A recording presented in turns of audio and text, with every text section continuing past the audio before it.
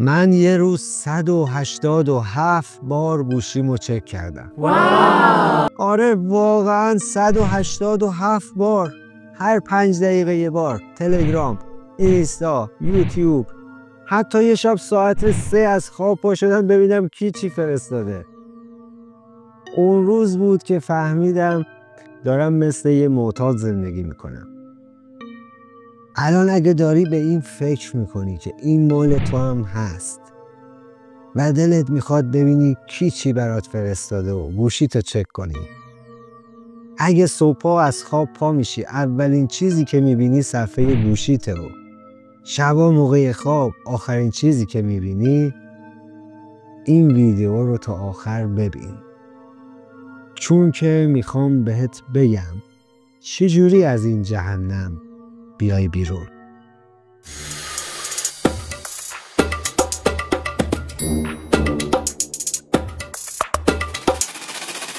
من تا 2 سال پیش همین جوری بودم. صبح که از خواب پا می شدم گوشیمو چک می کردم و شب با این فکر می خوابیدم که چرا به هدفی که می خواستم نرسیدم.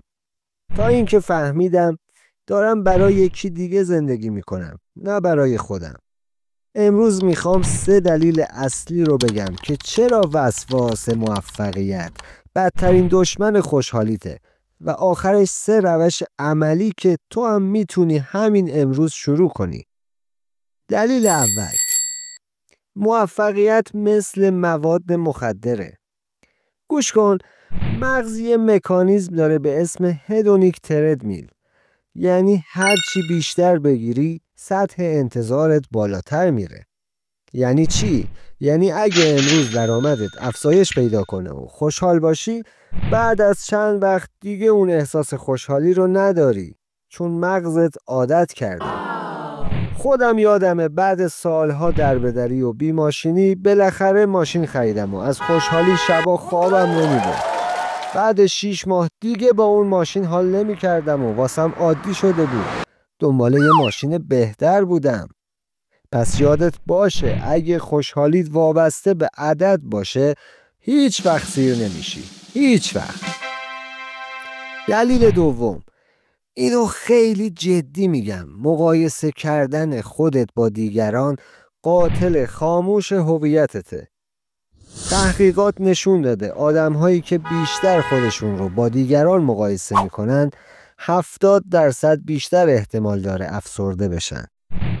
ببین تو الان منو تو یوتیوب نگاه میکنی، شاید بگی وای این چقدر راحت حرف میزنه، من چرا نمیتونم؟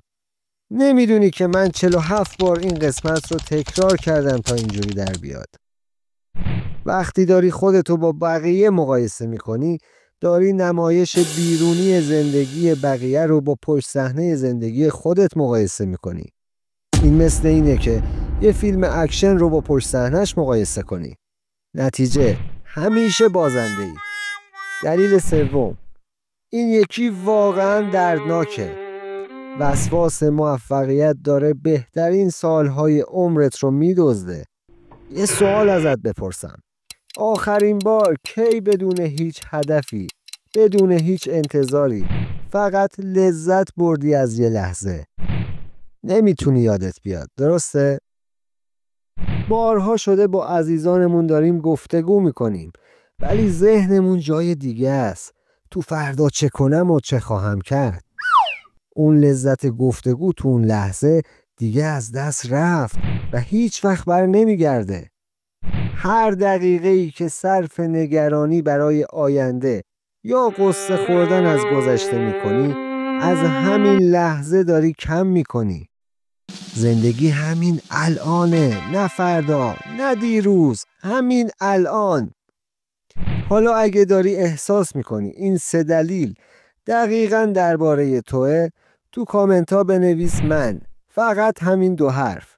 میخوام ببینم چقدرمون درگیر این مسئله ایم.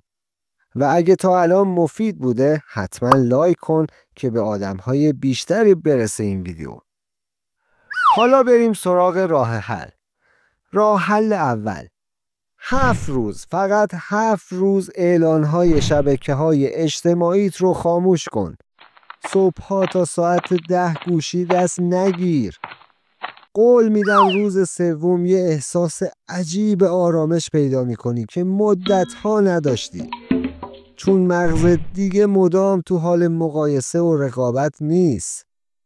راه حل دوم: 3 معیار شخصی واسه خوشحالی تعریف کن که هیچ ربطی به دیگران نداشته باشه.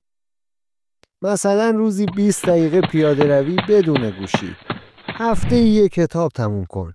یه کار خوب واسه یکی انجام بده. اینا چی کار میکنن؟ اینها کارایی هن که وقتی انجامش میدی از خودت راضی میشی، نه از این که دیگران چه فکری میکنن. راه حل سوم: هر شب قبل از خواب به 3 چیز فکر کن که ازشون راضی بودی.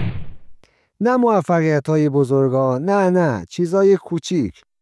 امروز به موقع پا شدی، ورزش کردی، با عشقت چای خوردی، به یکی کمک کوچیک کردی. اینا چی کار میکنه؟ دانشمندان ثابت کردن این کار مغزت رو برنامه ریزی میکنه که بیشتر چیزهای مثبت رو ببینی تا منفی‌ها رو. حالا چالش من برای تو: همین الان، نه فردا، نه هفته بعد، نه اون شنبه معروف، همین الان یکی از این 3 کار رو شروع کن. اگه فقط نشستی و ویدیو رو دیدی و هیچ اقدامی نکردی، هیچی عوض نمیشه. هیچی. یادتون باشه تغییر فقط با عمل میاد، نه با اطلاعات. یادتون باشه زندگی مسابقه نیست. ما اینجاییم که لذت ببریم، رشد کنیم و به دیگران کمک کنیم، نه اینکه مدام با دیگران رقابت کنیم. اگه ویدیو مفید بود لایک کن، واسه دیگران بفرست. و اگه این 3 روش رو امتحان کردی، حتما تو کامنت ها بگو تجربت رو. ما همه با هم داریم یاد میگیریم. تا ویدیو بعدی مراقب خودت باش.